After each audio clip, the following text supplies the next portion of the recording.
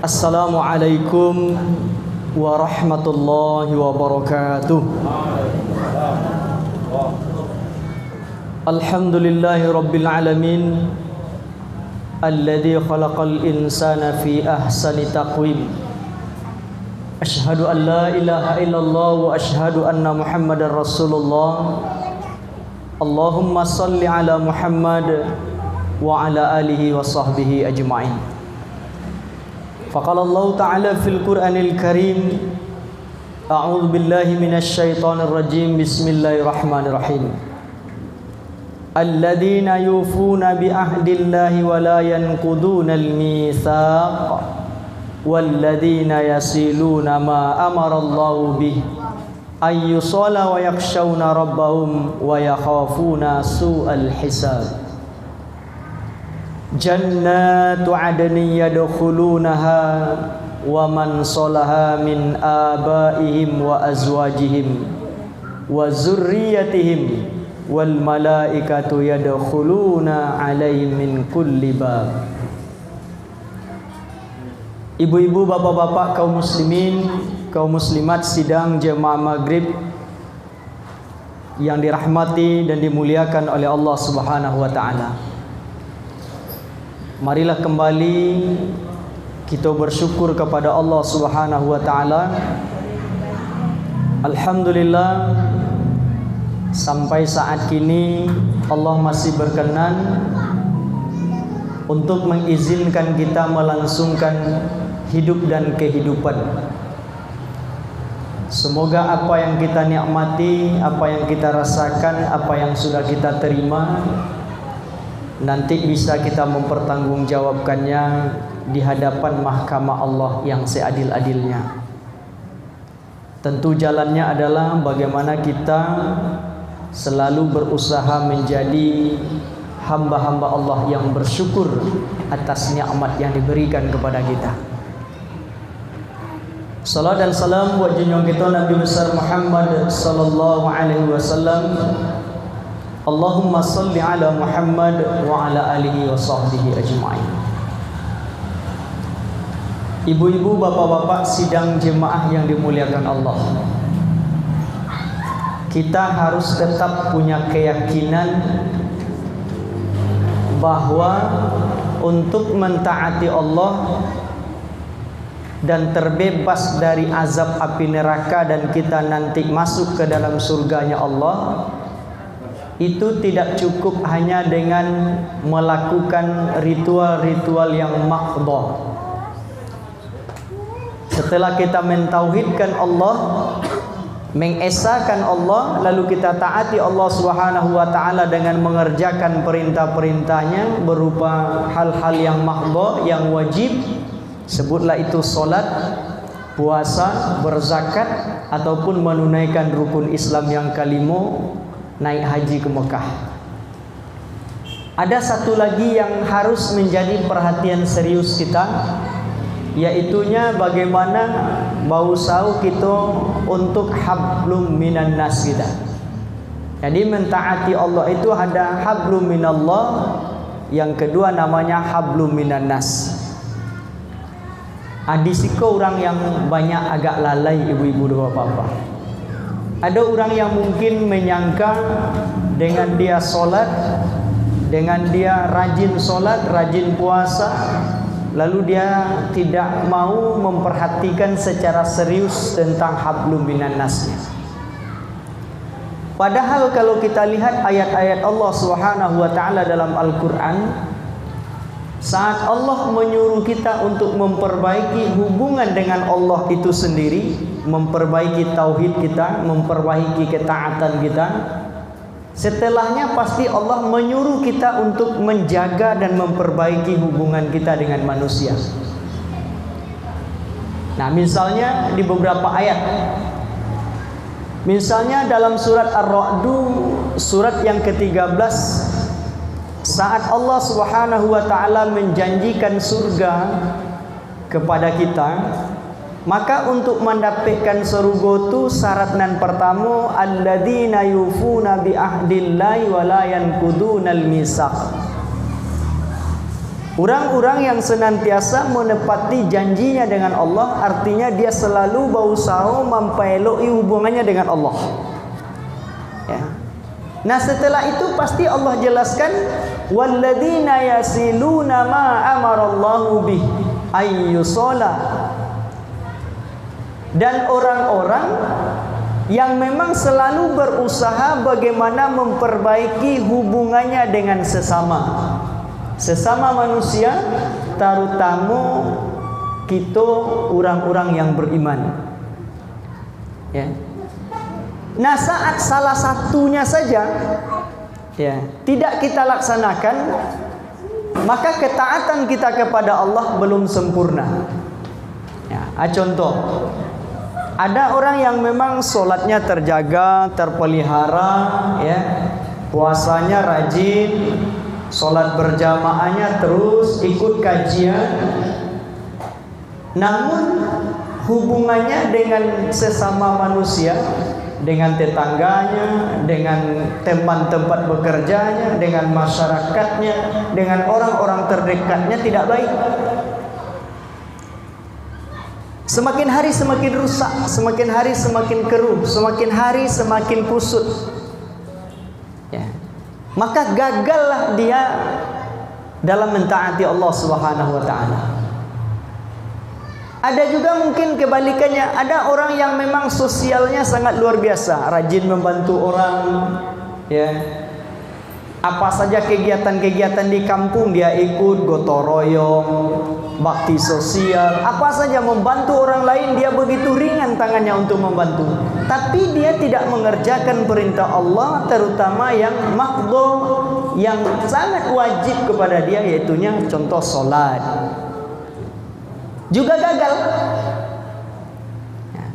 Maka yang akan sukses itu adalah orang yang senantiasa selalu berusaha memperbaiki hubungannya dengan Allah terus-menerus, dan dia juga berusaha terus memperbaiki hubungannya dengan manusia. Nah, saat itu gagal dia lakukan satu saja, apa kata Allah dalam surat Ar-Ra'd ayat 25-nya? Nah, coba kita lihat. Ya.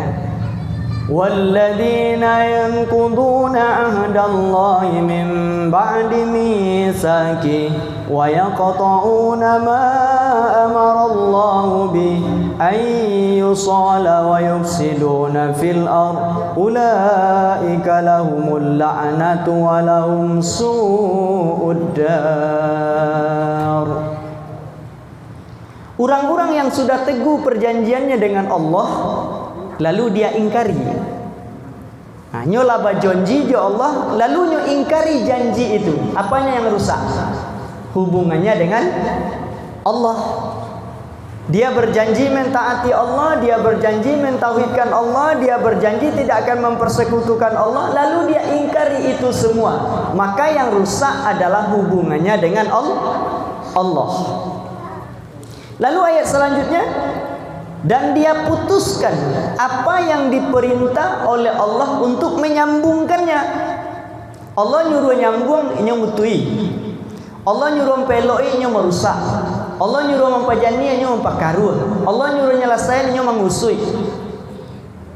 Nah, para mufasir ini sepakat ini merusak, memutuskan hubungan antar sesama manusia, terutama dengan orang-orang beriman.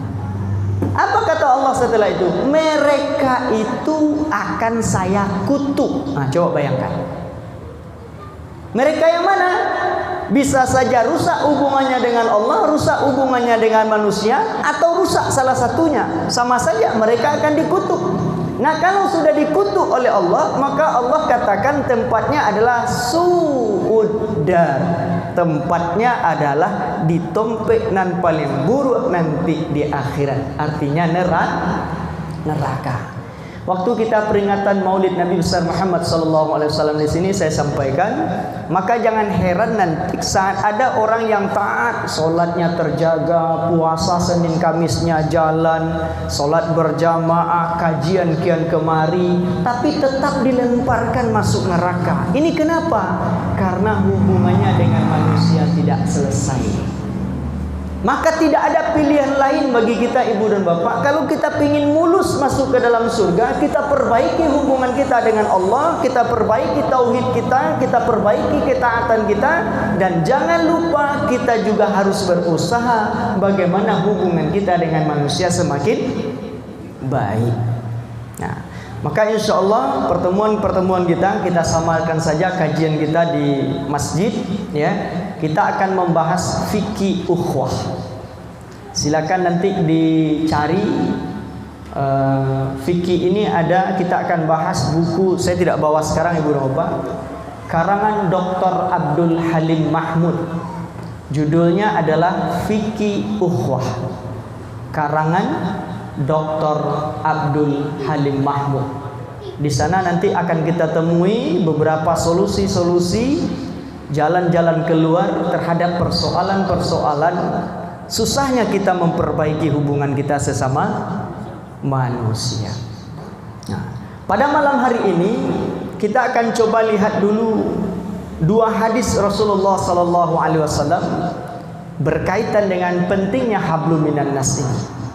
Tadi ayat sudah kita bacakan, setelah Allah nyuruh memperbaiki hubungan dengan Allah, lalu mari kita berusaha memperbaiki hubungan kita dengan manusia.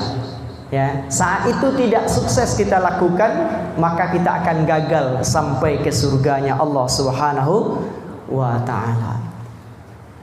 Hadis yang pertama, hadis riwayat Imam Malik dari Abu Hurairah. Apa kata Rasulullah? Taftahu abwabul jannah yaumal isnaini wa yaumal khamis.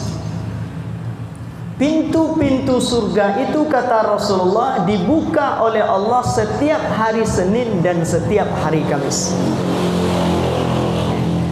Jadi hari Senoyan hari Komi itu pintu surga dibuka lebar-lebar oleh Allah Subhanahu wa taala. Makanya kita bau tahu, bukan berarti Senin dan Kamis itu saja kita melakukan kebaikan. Ya, tentu dentetan-dentetan sebelum dan sesudahnya mesti juga kita berusaha menjadi orang yang baik-baik. Namun saat pintu surga itu dibuka, makanya Rasulullah menganjurkan kita pada hari Senin dan Kamis itu melakukan puasa sunnah. Nah, untuk apa itu pintu surga dibuka hari Senin dan hari Kamis? Fayaghfiru likulli abdin. Allah ingin mengampuni setiap dosa hamba-hambanya. Nah, jadi pada hari Senin dan hari Kamis itu porsi pengampunan dosa terhadap dosa-dosa kita dari Allah lebih besar. Bukan berarti hari lain Allah tidak membuka pintu ampunannya, bukan. Setiap hari Allah memberi peluang kita untuk bertobat, untuk mendapatkan ampunan dari Allah Subhanahu wa taala, tapi peluang hari Senin dan hari Kamis itu lebih besar. Nah, siapa yang akan mendapatkan ampunan terhadap dosa-dosanya saat pintu surga itu dibuka oleh Allah? Yang pertama adalah hamba yang muslim. Nah, alhamdulillah kita adalah orang-orang muslim. Kita hadir di tengah-tengah keluarga yang muslim. Kita lahir di tengah-tengah keluarga yang mengakui Islam. Dan alhamdulillah kita tinggal di negara yang mayoritas penduduknya muslim. Nah, alhamdulillah syarat yang pertama ini mudah-mudahan sudah terpenuhi bagi kita. Walaupun belum seluruh rukunnya bisa kita lakukan. Rukun Islam itu kan ada mengucapkan 2 kali syahadatain, ya. Yang kedua adalah mendirikan salat. Yang ketiga adalah berpuasa pada bulan Ramadan. Yang keempat adalah berzakat. Yang kelima adalah menunaikan ibadah haji bagi yang sanggup. Walaupun belum seluruhnya, karena keterbatasan kita, minimal yang 3 sudah kita lakukan. Ya. Syahadat, salat, puasa. Nah, mungkin zakat ataupun haji mungkin belum seluruhnya yang sanggup. Nah, karena tidak keterbatasan kesanggupan kita, bukan Islam kita batal, tidak, tapi kita tetap berusaha arah ke sana. Ya. Nah, alhamdulillah syarat pertama kita untuk mendapatkan ampunan dari Allah sudah kita penuhi. Kita muslim. Ya. Lalu yang kedua kata Allah, la yusyrik billahi syai'a. Hamba yang muslim tadi, orang yang sudah mengaku Islam tadi, dia tidak dalam keadaan mempersekutukan Allah Subhanahu wa taala. Ya. Dia muslim tapi mempersekutukan Allah Subhanahu wa taala, ya batal pengampunannya. Kita sudah sampaikan dulu Ibu dan Bapak, syirik itu adalah dosa yang paling besar dan pembatal keislaman kita, pembatal keimanan kita. Batal oleh dia. Ya, sehingga Allah katakan, "Qul ta'alu atlu ma harrama rabbukum 'alaikum alla tusyriku bihi syai'a." Akan aku beritahukan kepadamu, kata Allah, dosa yang paling saya haramkan kepadamu, jangan persekutukan Allah dengan apapun. Nah, kajian syirik sudah banyak kita dengar, kajian syirik sudah banyak kita dapatkan, tinggal lagi kita mengamalkan. Ya. Kita tidak pedulikan apakah itu syirik kecil atau syirik besar. Ya. Hati-hati dengan perangkap setan Ibu dan Bapak. Saat kita mengkaji tentang perangkap setan, banyak sekali perangkap setan itu, tapi yang paling manjur itu, yang paling manjur, yang bisa memperangkap orang-orang yang taat juga, apa itu? Menganggap kecil dosa kecil, menganggap kecil amalan-amalan kecil. Jadi kalaulah ada dalam diri awakku beranggapan dosa ketik itu selalu kecil, dosa ketiknya, rianya syiriknya kan syirik kecil, kan biasa saja itu. Kalaulah ada anggapan seperti itu, udah masuk itu perangkapnya. Maka kata Rasulullah, la kabiratan ma'al istighfar wa la saghiratan ma'al israr. Tidak ada dosa yang besar kalau mau bertobat, dan tidak ada dosa yang kecil kalau itu dikerjakan terus-menerus. Walaupun dia syirik kecil, tapi korojon torui menorui, maka dia akan jadi besar. Nah, mungkin kajian syirik ini adalah bagian kajian daripada akidah. Nah, harus kita dalami apa yang menyebabkan orang-orang itu bisa syirik. Ya, hati-hati. Harus itu kita dalami supaya kita tidak terjebak. Di masjid dulu sudah saya sampaikan, ada 3 hal yang membuat orang-orang yang mengaku beriman pada di era modern ini dia jadi syirik. 1, fanatik, taklid. Tidak mengikuti sesuatu dengan ilmu, tidak ittiba, tapi taklid, mengikuti sesuatu dengan membabi buta. Akhirnya karena dia taklid, karena dia fanatik, dia menganggap apa yang disampaikan oleh orang yang dia kagumi itu seluruhnya benar. Sehingga kadang-kadang bertentangan dengan ayat Allah, karena itu dikatakan, sebablah itu gurunya, sebablah itu syekhnya, sebutlah itu buyanya. Karena dia mengatakan, buyanya mengatakan, walaupun Allah sudah mengharamkan, tapi kata buyanya halal, bagi dia halal. Begitu fanatiknya. Nah, kan pernah saya sampaikan di masjid dulu Ibu dan Bapak, ya. Seorang ibu-ibu, ya, punya guru, ya, curhat kepada gurunya. Dia sampaikan kepada gurunya, wahai tuan guru, ya, ambolah sekian lama aja berumah tangga, tidak pernah bahagia aja suamimu, tuan guru. Ya, setiap sebentar bertengkar. Ya, apa yang mesti saya lakukan? Maka gurunya ngasih solusi, ayo qiyamul lail, perajin qiyamul lailmu, solat malammu perajin. Biasanya 1 kali seminggu, sekarang ayo lebih rajin lagi. Minta petunjuk kepada Allah, kan bagus. Ya. Nah, itu sudah dilakukan 1 minggu, tidak ada perubahan. Dia datang lagi kepada gurunya, sudah saya lakukan tuan guru, tapi tidak ada perubahan, pertengkaran kami terus berlanjut. Nah, kata tuan gurunya, ini yang berhati-hati. Apa kata gurunya? Saya juga sudah qiyamul lail, memohon kepada Allah tentang dirimu, maka mata hati dan mata batin saya melihat persoalan kamu itu tidak hanya persoalan ibadah saja. Tapi apa tuan guru? Saya lihat rumahmu itu pintunya salah pasang. Apa yang salah pasang? Pintunya. Jadi balik tuan guru, tukar pintunya, bongkar. Kan menurut awak sepelenya, Bu, sepele. Lalu karena dia taklid, karena dia fanatik kepada gurunya, itu dia tukar itu pintunya. Apa hubungan masalah kita tadi dengan suami kita dengan pintu itu? Ada tidak? Tidak ada. Tapi karena itu perintah tuan gurunya, dia tukar dengan mendurhakai lagi suaminya. Walaupun bagaimana kondisi suami ini, dia adalah pimpinan dalam rumah tangga. Nah, dia seenaknya saja ibu ini. Dia cari tukang sendiri, dia bongkar sendiri, tanpa bermusyawarah dengan suaminya. Tambah lagi kedurhakaannya kepada Allah, tidak menghargai suaminya. Nah, itu kan kecil bu, tapi syirik itu. Karena kita meyakini pintu itulah yang menyebabkan pertengkaran kita dalam rumah tangga. Kecuali saya katakan dulu pintunya ketek suami wak gadang nang dalam masuk. Ndak tamuek nyacok ta sapi nya su ayo berangnya ndak ada pagadang. Ya Pak ya.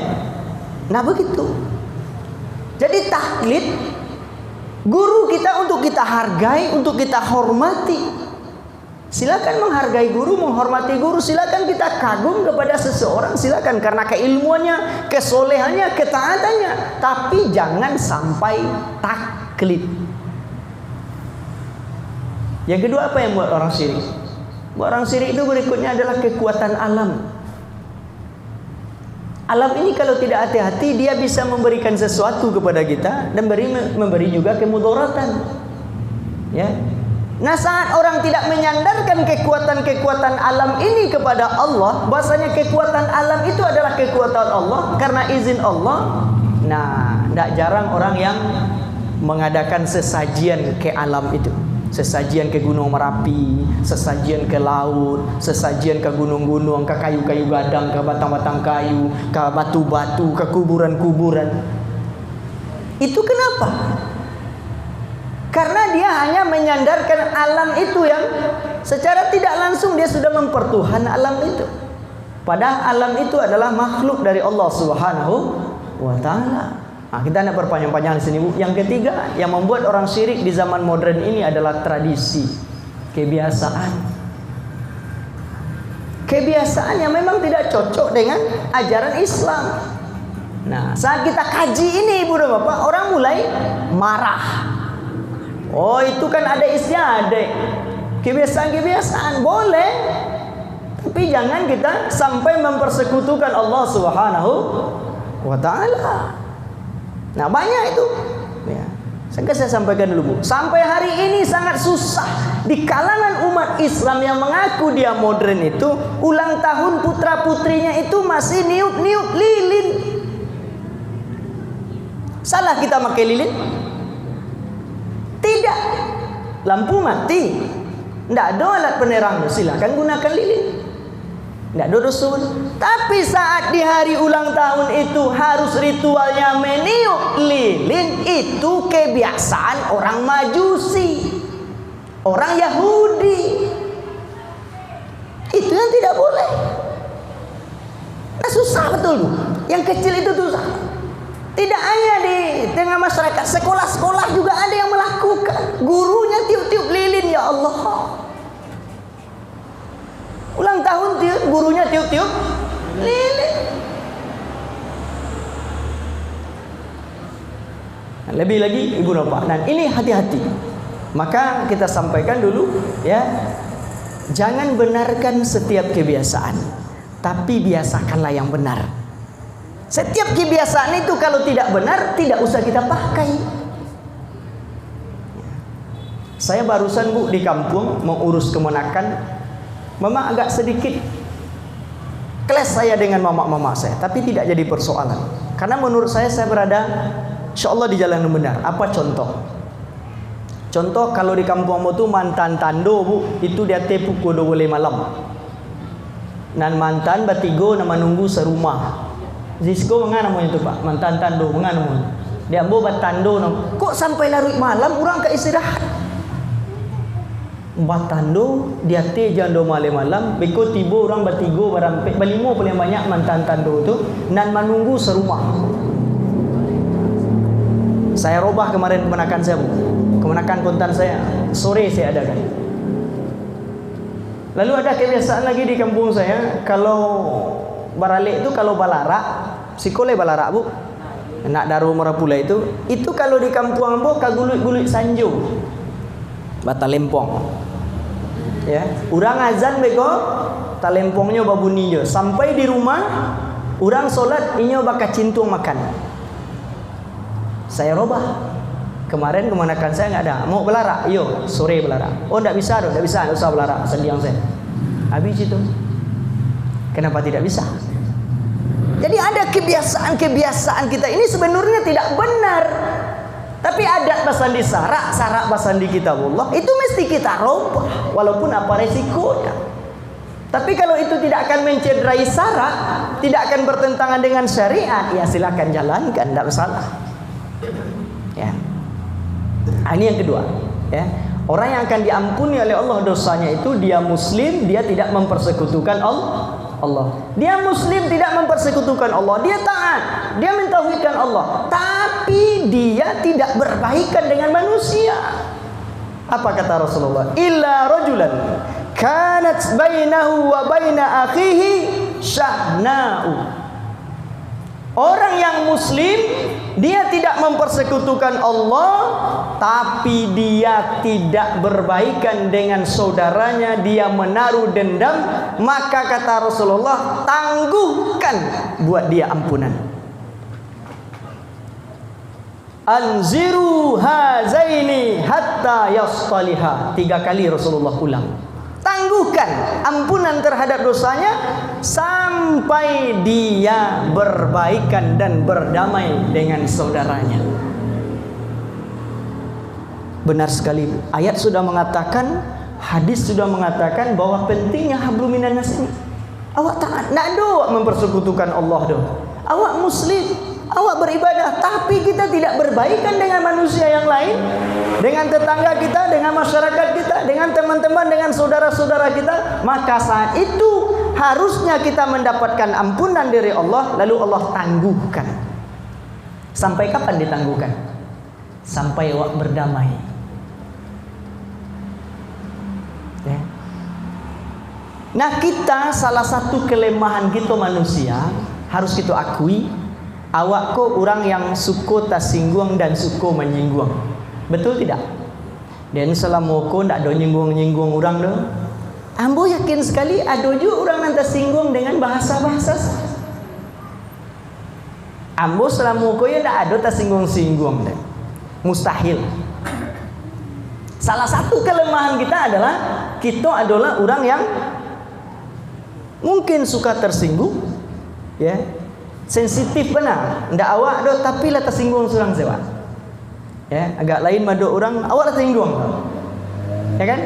Itulah kita. Itu biasa karena itu fitrah kita manusia, ndak bisa kita lawan itu. Ya kan? Nah, saat kita disinggung oleh orang lain, apakah disinggung dengan kata-katanya, disinggung dengan tingkah lakunya, bisa saja saat itu kita kecewa, kita marah, kita kesal. Itu biasa. Kalau awak tersinggung tentu ada rasa kecewa, ada rasa kesal, ada rasa marah. Nah, boleh saja. Tapi dibatasi oleh Rasulullah. Lamanya cuma 3 hari. Kita bacakan hadisnya. Hadis riwayat Muslim dari Abu Hurairah. La yuhillu lil muslimin. Tidaklah halal bagi seorang muslim ayyahjura akhahu fawqa salasin. Mereka tidak bertegur sapa lebih daripada 3 hari. Nah, maksudnya tidak tegur sapa ko adalah jo orang yang pernah singgung menyinggung dengan kita, menyinggung perasaan kita. Misalnya tadi tersinggung wak de orang, terjadi perang mulut, terjadi pertengkaran, terjadi percekcokan. Hari apa gini go? Ahad, Senin, Selasa. Dalam 3 hari ini kita dipertemukan oleh Allah dengan orang itu. Bertemu di kedai, bertemu di jalan, bertemu di musaji, bertemu di pasar, bertemu di masa dipertemukan. Tidak tegur sapa kita dalam 3 hari itu masih halal. Tidak ada dosa. Tapi masuk hari yang keempat, Ahad, Senin, Selasa, hari Rabu dipertemukan lagi oleh Allah di simpang itu. Ibu dan bapak atau kita masih berpaling, masih tidak mau tegur sapa, hukumnya haram. Lawan mutlak dari halal adalah apa? Haram.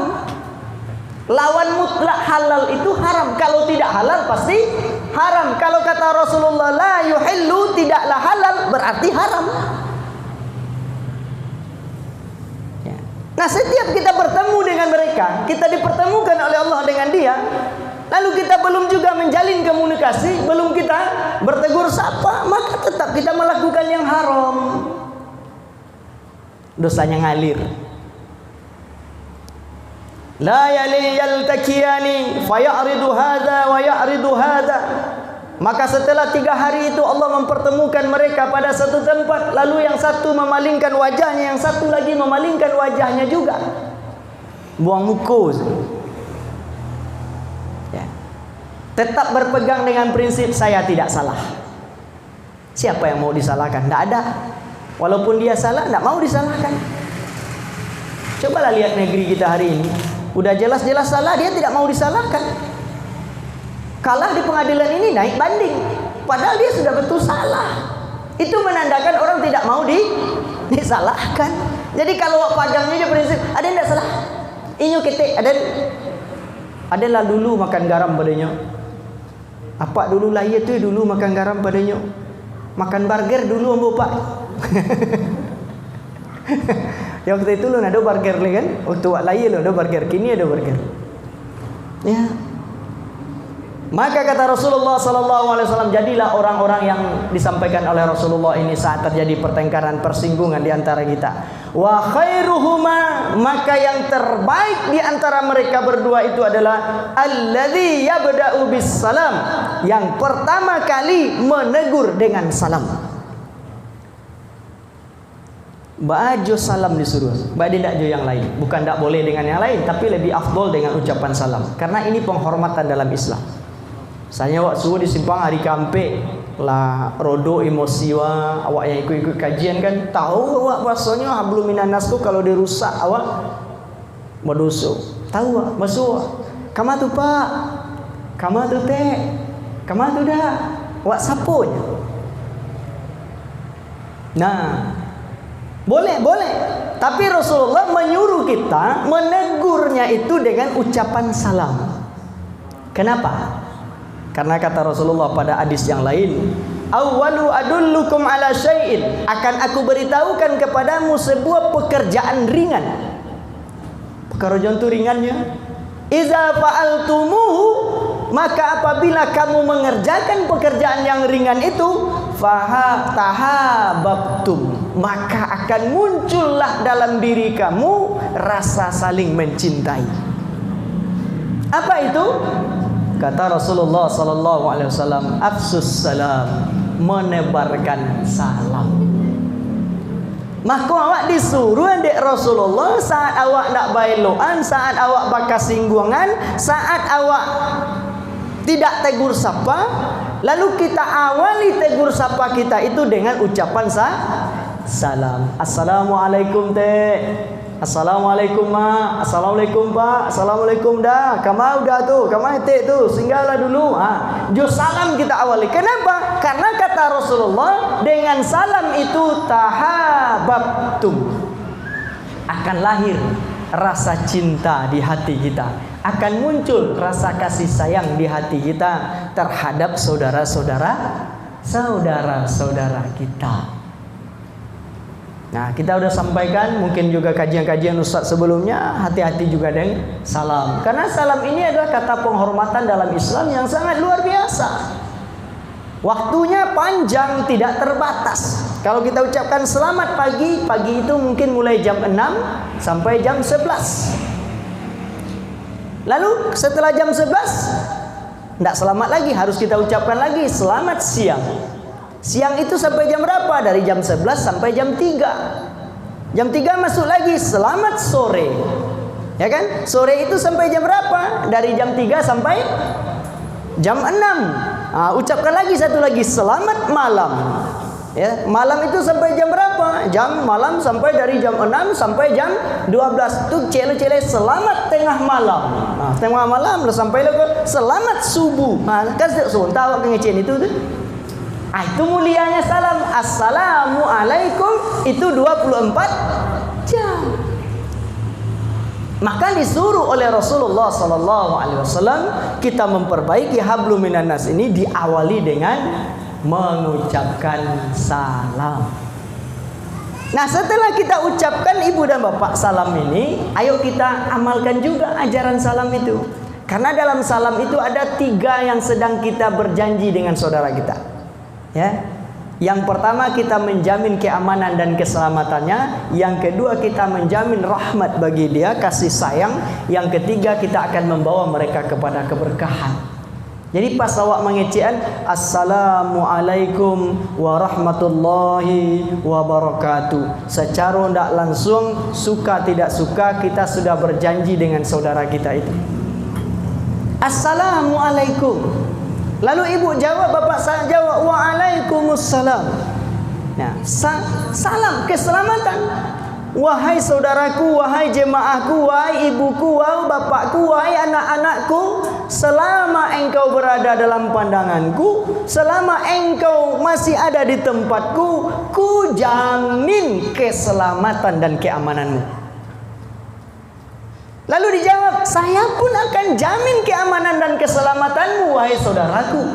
Tidak akan muncul kasih sayang tuh. Yang satu dengan yang lainnya menjamin keselamatan saudara-saudaranya seiman. Itu tidak terjadi kini ibu dan bapak. Saudara yang seiman yang lain, dia mengaku beriman dan Islam, tapi dia mau mencelakai saudaranya yang lain. Dengan mulutnya, dengan lidahnya, dengan fitnahnya, dengan gunjingannya, dia celakai saudaranya. Baru saja dia katakan Assalamualaikum, waalaikumsalam. Sudah tunjuk gunjing saudaranya, ya. Ini pulang baralik Assalamualaikum, waalaikumsalam. Pulangnya ditampik baralik Allah sambanya, sambanya tadi nak telayan. Anak mulainya gunjing, tidak selamat saudaranya dari gunjingan dia.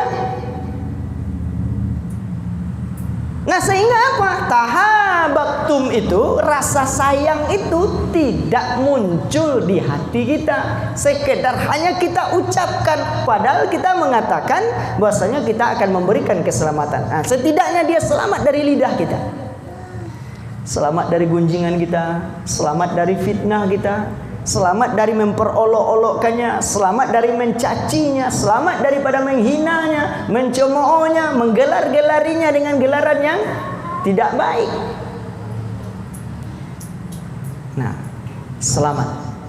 Maka keamanan yang diberikan oleh saudara kita kepada saudara kita yang lain, nah, maka itu juga harus kita balas. Harus dibalas. Nah, pentingnya salam ini ibu dan bapak Allah jelaskan dalam surat yang keempat.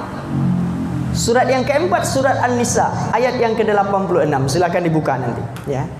Wa idza huyyitum bitahiyyati, ya. Dan apabila kamu diberi kata penghormatan. Kata penghormatan itu maksudnya kata-kata salam, ya. Awak diucapkan salam di orang kawan, ya. Wahayyu bi ahsana minha, maka balaslah kata penghormatan dan salamnya itu dengan yang lebih baik. Assalamualaikum. Nah, jawab dengan yang lebih baik. Apa yang lebih baik? Waalaikumsalam warahmatullahi.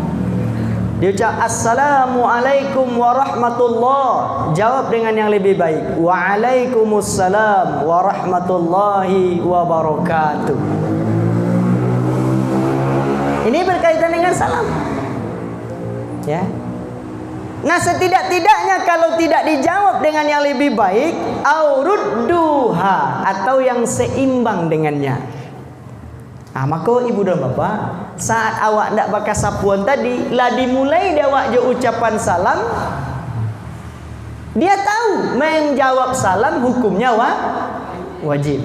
Ada jemaah yang berkelah, Ustaz, padoinyo badoso gara-gara awak Ustaz ancak le di sepuluh. Bab itu, wa ucapannya salam kenyo. Nah, ninyo ndak berjawab tu tambah dosonya. Ya. Nah, itu kan urusan ninyo, ndak urusan awak. Nan kawak kakuk kan keraju awak sedang mengamalkan ajaran Islam, awak sedang mengamalkan ajaran Rasulullah sallallahu alaihi wasallam. Kata Rasul, setelah kita bertengkar, berselisih paham, berselisih hati, tidak berkeenakan, maka kita disuruh mengawali perjumpaan, mengawali perbaikan kita itu kembali dengan menebarkan salam. Ya tamu ucapkan salam, oh ndak dijawab di apa tu, ndak dijawab di ibu tu. Oh tu urusannya, bukan urusan awak. Tapi saya yakin kalau dia muslim, awak ucapkan salam, walaupun dengan kesal dia jawab itu. Assalamualaikum teh, waalaikumsalam. Nah, walaupun biarlah salam, dia jawabnya dulu. Yang penting dia jawab dulu. Lah mulainya ya. Lah mulainya menjawab, ya. Jadi mungkin rahasia-rahasia inilah yang dituju oleh Rasulullah supaya kita mengawali kembali, memulai hubungan kita yang sudah rusak itu dengan ucapan salam. Aurudduha, atau kita balas dengan yang seimbang. Nah, berkaitan dengan kebaikan-kebaikan yang diberikan oleh saudara kita, ya, awak berusaha membalas kebaikannya itu dengan yang lebih baik. Itu Allah yang nyuruh. Kalau dia gi awak cie, kalau le mampu awak magianya dua. Ya. Nah, kalau indah, setidaknya kita juga ngasih satu. Ini saya bawa lagi ke kampung saya ini, Pak, sebuah kebiasaan yang memang tidak baik lagi. Ya kan, Sadik Lawe tidak jauh di Siko, Bu. Kan banyak juga orang Lawe tinggal Siko, tahu. Di kampung saya itu, Bu, kalaulah sudah baralek itu ada namanya malam membuka kado. Siko ba ada nak? Lain. Tapi di Tampi Ambo tu malam membuka kado pakai buku, pakai catatan. Bang, buka kado pertama. Siapa tu? Bini si Ersis, dibawanya kain sarung. Jo merek-mereknya tu. Diprediksi biku haragonya. Kain sarung cap gajah duduk. Harago 85.000. Siapa itu? Ni wait. Nah, tiba jo ambo besok barale, ado berdoa di rumah, anak apa baanyo diimbau orang tu, nyo buka bukunya tu. Lah tiba si RC tu baralek kini cubalah cari anak dibawanya kemari dulu. Dicari ya. Kalau nyo mambau kin sarung, biasanya kebiasaan orang kampung amu ndak kalah biar daripada kin sarung tu nang dibawanya dah. Kalau haragonya 85.000, kalau dapet harago 70-nya kok. Nah, coba bayangkan. Padahal Allah katakan balaslah dengan yang lebih baik kalau kita sanggup. Kalau tidak, aurudduha, atau yang seimbang. Itu di kampung Bu. Mudah-mudahan di Siko.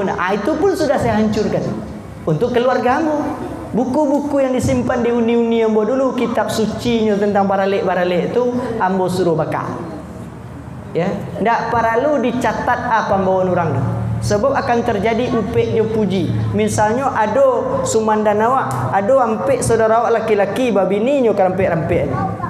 Itu biasa di kampung dulu tu, Bu. Dibuka kadonya. Siapa mambo apanya? Mambo spray gagah spraynya. Kau mambo gale seselusinnya. Kau mambo sendok ajanya. Dibanding-banding muncul upek jo puji. Jadi buka selah kado tu, usah dicatat-catat. Kau perlu tak perlu dicari namanya tu. Cabi islah. Ya. Nah, itu di Siko lain tak ada serupa itu dia, Pak. Lain tak, alhamdulillah. Kalau di Sadik Lawe, itu ia ada tu, ya. Jadi tadilah disampaikannya di Uni Ambo, Ersis, wak besok buka kado. Silakan dibuka kadonya, ndak pakai buku, buka sembarang-sembarang saja, ndak perlu dicatat-catat anan dibawa orang. Tak perlu. Ya, karena wak baralek itu adalah memang untuk bersedekah, iya kan? Jadi kalau ada orang baralek, sudah baralek ditanya, "Balik petang teh, lai bau ujung." Amang gale kalau kau ujung. Sak baralek cari ujung. Ini kan bahaya. Itu kebiasaannya memang tidak baik juga. Awak baralek bagi anak itu gunanya adalah untuk berhabi-habi. Gunanya adalah untuk bersedekah kepada orang lain. Jadi kalau baralek mencari untung itu salah. Kalau kamu mencari untung manggaleh, baru untung. Ya. Baik ibu dan bapak sidang jemaah yang dimuliakan Allah Subhanahu wa taala. Itulah pertemuan pertama kita pada malam hari ini. Dan intinya adalah bahwa ayat-ayat Allah dan 2 hadis Rasulullah yang kita bacakan tadi membuktikan bahwa kita tidak cukup hanya dengan solat, hanya dengan zikir, hanya dengan berdoa, hanya dengan puasa dan yang lain-lainnya tanpa kita memperhitungkan tentang hubungan kita sesama manusia. Mudah-mudahan hablum minallah kita sukses, hablum minannas kita sukses, maka selamatlah kita sampai ke tujuan kita, surga yang dijanjikan Allah Subhanahu wa taala. Mudah-mudahan bulan depan kita akan sambung dengan tingkatan-tingkatan ukhuwah. Nanti silakan dicari ibu bapak fikih karangan Dr. Abdul Halim Mahmud, boleh diansu-ansu membacanya di rumah. Atau mungkin bulan depan akan kita bahas tentang kedudukan ukhuwah dalam hadis-hadis Rasulullah sallallahu alaihi wasallam. Terima kasih. Alhamdulillahirabbil alamin. Nampaknya tidak bisa tanya jawab yang pertemuan ini Bu Bapak. Mudah-mudahan bulan depan ingatkan saya supaya kajiannya mungkin 15 menit atau 20 menit lalu dilanjutkan dengan tanya jawab. Assalamualaikum warahmatullahi wabarakatuh.